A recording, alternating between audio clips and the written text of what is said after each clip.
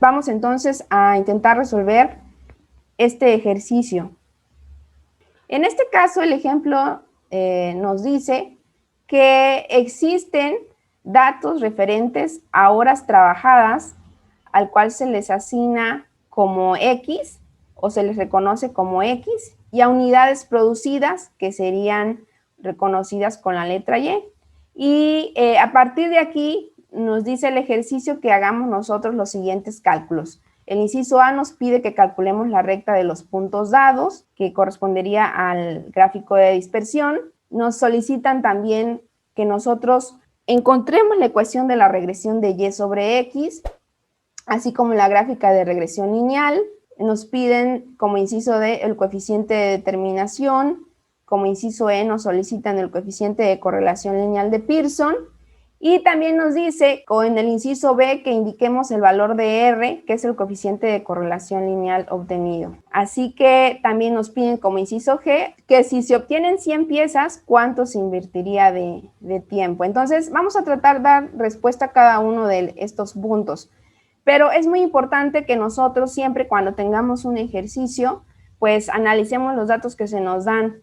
Hemos nosotros dicho que en este tipo de análisis vamos a tener siempre dos tipos de variables, la variable independiente y la variable dependiente. Entonces, la variable independiente siempre va a estar dada por la letra X. Esa letra X va a ser la que nos va a permitir a nosotros reconocer la variable independiente. Y por otro lado, la variable dependiente siempre va a estar denotada por la letra Y. Entonces, esta tabla nos indica que por cada 62 horas trabajadas se ensamblaron 66 piezas. Por cada 63 horas trabajadas también se repitió 66 piezas. Esto quiere decir que son datos que se recopilaron dentro de jornadas laborales. Y para el último caso, donde se trabajaron 71 horas, pues se obtuvieron, a final de cuentas, 70 piezas ensambladas. Entonces, vamos a ir analizando cada uno de estos puntos importantes a través de la resolución de este ejercicio. El inciso A nos está pidiendo la recta de los puntos dados. A esto se le llama gráfico de dispersión. Lo primero que nosotros tenemos que hacer es revisar si los datos están acomodados por pares, pero de menor a mayor. Si esto no ocurriera dentro de los datos que nosotros tenemos, vamos a tener entonces que alinearlos. Y siempre la variable independiente va a ser, digamos que la que va a dirigir o el que va a dirigir el timón del curso para este arreglo. Entonces siempre nos vamos a basar en el valor más pequeño de la variable independiente X, y a partir de este valor pues vamos a alinear de menor a mayor con su correspondiente par de variable independiente. No se puede mover X dentro de tus ajustes de valores si no se mueve su Y. Entonces cada vez que tú coloques una X, que es un valor menor al inicio del arreglo, tendrá que moverse junto con su Y correspondiente. En este caso, este problema en particular, no tuvimos que hacer ningún ajuste porque los datos ya estaban acomodados como tal. Entonces, se respeta el orden porque ya estaba de menor a mayor, no hay ningún problema. Y pues nosotros tenemos por acá estos datos. Lo que vamos a hacer, pues simplemente es graficar. Y esta sería la gráfica que nosotros podíamos obtener. Como te puedes tú dar cuenta, siendo estos datos graficados, pues no podemos nosotros observar como tal una tendencia lineal. La idea de la regresión lineal simple es que nosotros podamos ajustar cada uno de estos valores y al final poder obtener un comportamiento lo más cercano a la linealidad o a una ecuación de la recta.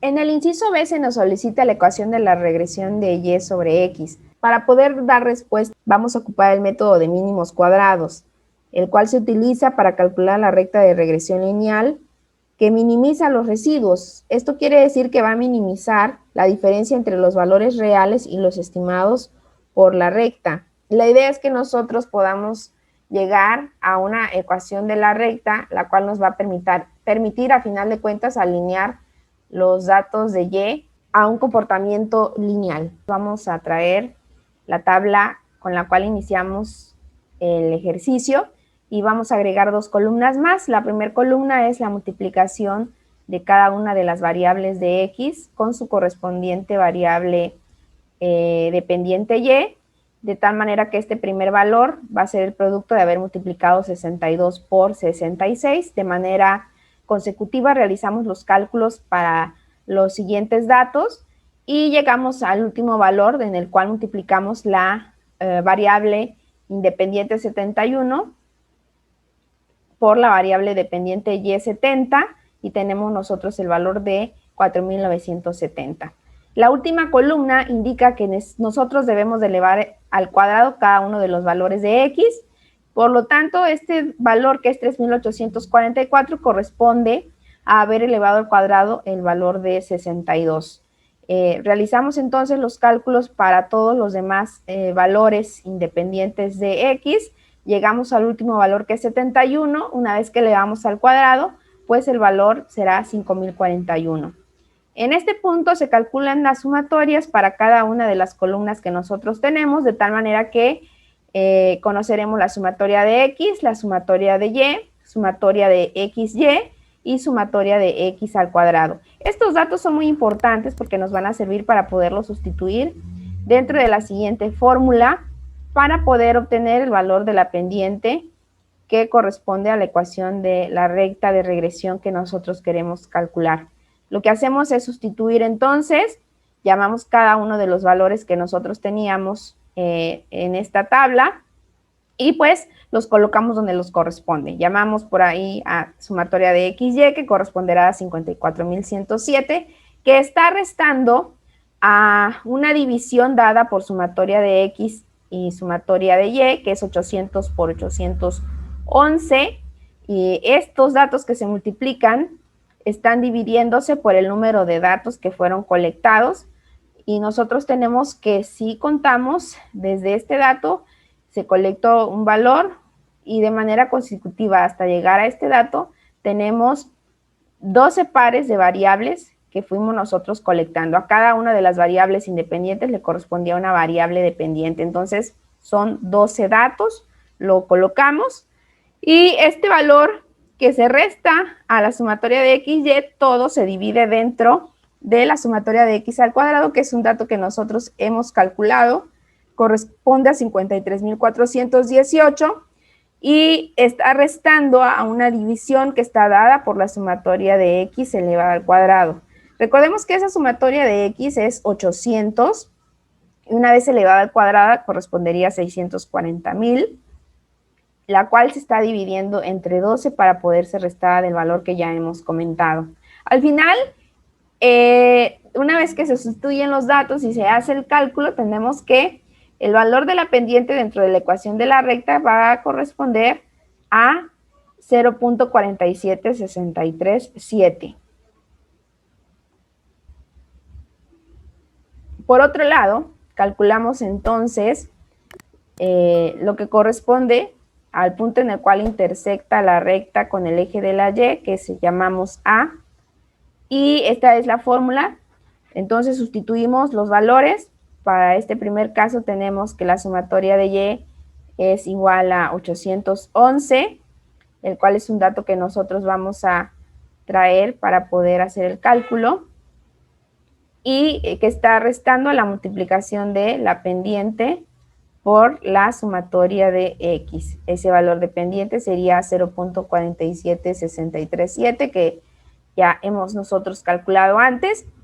Multiplica la sumatoria de X, que es 811, y se divide entre 12, que es el número de datos, N. Entonces, el producto de esta división corresponde a 35.8253. Entonces, hasta este punto nosotros, al hacer la sustitución dentro de la fórmula general de ecuación de la recta, tendríamos que, esta sería la ecuación de regresión que nosotros tendríamos de Y sobre X. Este dato es muy importante porque nos va a servir para los cálculos posteriores. A continuación, entonces, vamos a hacer el cálculo del inciso C, que nos pide la gráfica de regresión lineal. Para poder hacer el cálculo de la gráfica de regresión lineal, es importante que nosotros sustituyamos los valores de X que estaban dados originalmente dentro del ejercicio que estamos nosotros resolviendo para poder hacer el cálculo de un nuevo valor de y, al cual vamos a llamar y corregida. Entonces, para el primer caso, que sería este valor de y corregida, lo que hacemos es sustituir dentro de la ecuación de regresión el valor de x, que sería en este caso 62.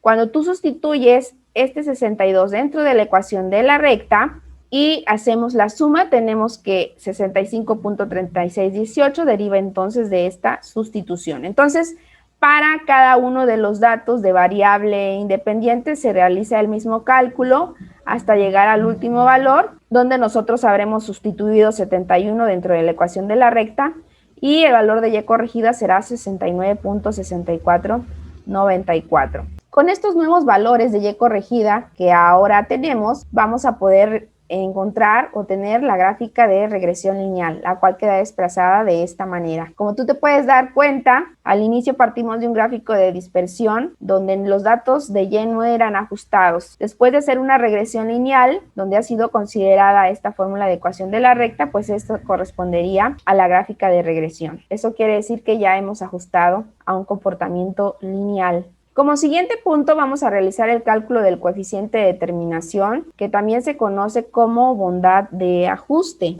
Para este caso nosotros agregaremos columnas nuevas dentro de la tabla que hemos organizado previamente. Va a ser muy importante que nosotros consideremos para este caso el promedio de los valores de x, el promedio de los valores de y corregida y en este caso la tercera columna que estamos generando en este nuevo arreglo de la tabla corresponderá a una diferencia de x subíndice y menos el valor promedio. Esto quiere decir que el valor de menos 4.6667 es el producto de la diferencia entre 62 menos 66.66. Es muy importante respetar los signos que nosotros vayamos generando de las diferencias, de tal manera que entonces al llegar a este último dato de x subíndice y menos promedio de x, tendremos nosotros 4.333, que será producto de la diferencia entre 71 menos 66.66. Lo que corresponde entonces ahora al cálculo de y subíndice y menos el valor promedio de y, pues será la diferencia de 65.3618 menos 67.585, lo cual nos dará el dato de menos 2.223. Haremos lo mismo para cada uno de los datos de y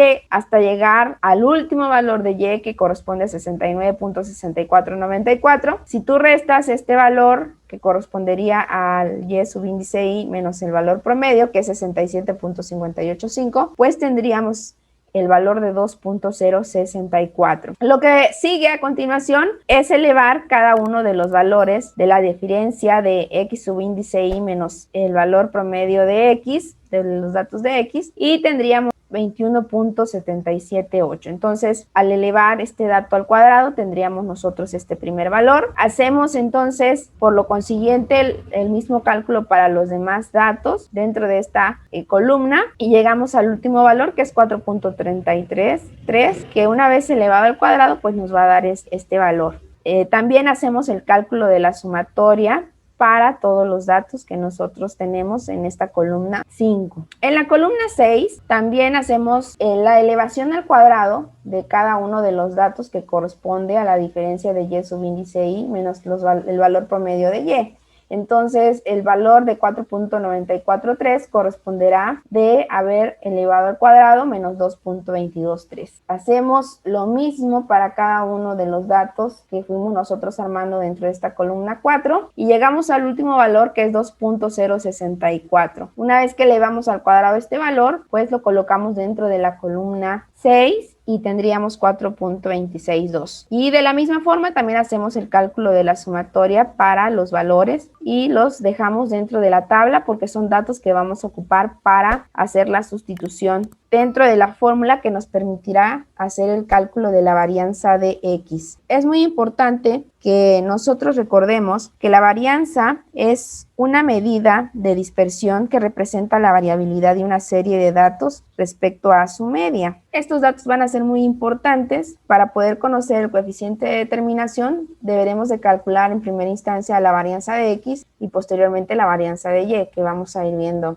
poco a poco. Entonces la fórmula que nos permite obtener la varianza de X corresponde a esta, donde traemos los datos que ya conocemos, la sumatoria de X subíndice I menos el valor promedio elevado al cuadrado, pues sí lo conocemos, es 84.828, entre n menos 1, recordemos que n es el valor de 12, entonces hacemos la sustitución, tenemos nosotros los datos y el valor de la varianza de X correspondería a 7.711. Por otro lado, para poder conocer el coeficiente de determinación, hemos comentado que es importante conocer la varianza de Y. Traemos nuevamente los datos que hemos calculado dentro de el arreglo a esta tabla con las columnas de valores que hemos anexado. Entonces, la fórmula para la varianza de Y correspondería a los elementos que podemos observar acá. Llamamos los datos de la sumatoria de Y subíndice I menos el valor promedio de Y elevado al cuadrado, que correspondería a 19.216, el cual está dividiendo al valor de n, que ya hemos dicho es 12. Entonces traemos esos datos, hacemos el cálculo y el valor de la varianza de Y es 1.746. Y a continuación hacemos el cálculo de la covarianza de XY. Recordemos que la covarianza es un valor que indica un grado de variación conjunto de dos variables que van a ser aleatorias respecto a sus medias, y en este caso pues nosotros tenemos dos variables aleatorias que estamos analizando, por un lado la variable independiente y por otro lado la variable dependiente. Entonces traemos la fórmula de estudio, llamamos los valores. En primer caso se nos está llamando la sumatoria de la multiplicación de X subíndice Y menos el valor promedio por Y subíndice I menos el valor promedio de Y. Entonces, estos datos los calculamos en una última columna que vamos a agregar dentro de la tabla y pues hacemos lo correspondiente. Este dato surge de haber multiplicado pues este valor que nosotros tenemos acá por este valor. Al hacer la multiplicación pues tenemos nosotros este dato y se va armando la columna. Al final la sumatoria corresponderá a 40.143. El coeficiente de determinación se realiza una vez que nosotros conocemos los datos de varianza de X, que conocemos los datos de varianza de Y y que conocemos la covarianza de XY. Lo que hice fue llamar estos datos que nosotros ya habíamos calculado previamente y tenemos de este lado lo que correspondería a la fórmula. Hacemos entonces la sustitución. El coeficiente de determinación está dado por la letra R elevada al cuadrado. Y tenemos nosotros que la covarianza de XY ya es un dato que tenemos aquí, lo llamamos, elevamos al cuadrado, y dividiendo sobre la varianza de X y la varianza de Y, que son valores que teníamos nosotros aquí. En el caso de la variable de X es 7.71 y la variable de Y corresponde a 1.746. Es muy importante recordar y no confundir que las varianzas siempre están dadas o las reconoces por esta letra S que está elevada al cuadrado. Eso no significa que tienes que elevar al cuadrado dentro de esta ecuación cuando lo llamemos, ¿no? Para no confundir que esto sí está elevado al cuadrado porque dentro de la fórmula así se nos solicita el ejercicio. Simplemente la representación de la varianza de X y la varianza de Y, pues es una S elevada al cuadrado, para no confundir. Y tenemos nosotros que el valor de la división es 0.989. Este dato debe ser reportado en un valor porcentual. Ahora bien, ¿qué nos indica este valor o esta expresión que está expresada en valor porcentual? Un 0% del coeficiente de determinación indicaría que el modelo no explica ninguna porción de la variabilidad de los datos de respuesta en torno a su media. Y un 100% indica que el modelo explica toda la variabilidad de los datos de respuesta en torno a su media. Bueno, en otras palabras y más prácticas, quiere decir qué tan apegado están los datos al comportamiento lineal luego de haber usado la recta que nosotros generamos. Y quiere decir este valor entonces que nosotros pudimos llevar a cabo el apego de los datos a un comportamiento lineal en un 98.91%. Entonces, entre más cercano estamos al valor del 100%, quiere decir que pudimos ajustar casi en su totalidad esos datos a un comportamiento lineal o que cumplen con ese comportamiento de linealidad. El siguiente paso que nos solicita el ejercicio es el cálculo de el coeficiente de correlación lineal de Pearson, que está denotada por la letra R. Lo que nosotros vamos a hacer a continuación es obtener la raíz cuadrada del valor anterior que ya obtuvimos. Y por ahí, datos extras que podemos conocer es que esos valores siempre van a estar entre un rango de entre -1 y 1. Cuando R es positivo, nos va a indicar una característica en particular. Entonces, eso es lo que nosotros vamos a estar analizando. Este valor de R positivo va a indicar que X y Y están directamente relacionados, pero vamos a ver más a detalle. Si tú sacas raíz cuadrada a 0.9891, vas a tener un valor de 0.9945. Este dato, que es el coeficiente de correlación lineal de Pearson, no se expresa en porcentajes. Entre más cercano esté el valor del coeficiente de correlación lineal a 1, quiere decir que tenemos nosotros una correlación positiva perfecta. Y entre más alejado vamos a tener una correlación negativa. ¿Pero qué quiere decir eso? Vamos a ver a través de los comportamientos gráficos esa relación. En este caso nosotros tuvimos, por ser un valor de coeficiente de correlación lineal cercano a 1, tuvimos nosotros una correlación positiva perfecta que correspondería a este gráfico. Y si tú recuerdas, cuando hicimos la gráfica con Y corregida, teníamos este comportamiento. Entonces, un valor cercano a 1 nos dice que tú tienes una correlación positiva perfecta entre las dos variables que estudiamos, la variable independiente y dependiente. Pero puedes encontrar valores que no sean cercanos a 1. Por ejemplo, un valor de 0 nos indicaría que no existe correlación, y por más que intentaste hacer un ajuste de tus datos a un comportamiento lineal, no pudiste ajustarlo. Siguieron quedando dispersos tus datos luego de graficar. Y por otro lado tenemos el extremo de qué hubiera pasado si tenemos una correlación con un valor negativo. Al tener un valor negativo, nosotros hubiéramos podido observar un comportamiento en dirección contraria, donde la línea recta estaría al inverso de este comportamiento de correlación positiva perfecta. Pero no fue el caso, nosotros tuvimos un valor que fue positivo. Esto sería el supuesto si este dato hubiera sido negativo. ¿Cómo interpretaríamos el valor de coeficiente de correlación lineal? Que el valor de R obtenido indica una correlación positiva fuerte entre las dos variables. Esa sería la explicación que nosotros le daríamos para poder contestar al inciso F. Por último, el inciso G nos dice: si se obtienen 100 piezas, ¿cuánto se invertiría en tiempo? Aquí ya nos está preguntando un valor específico dentro de las Y que nosotros tenemos. Acuérdate que X corresponderían a las horas trabajadas y Y eran las piezas que se ensamblaban. Nos ubiquemos en la tabla que generamos con los datos de Y corregida. Nos está pidiendo conocer un valor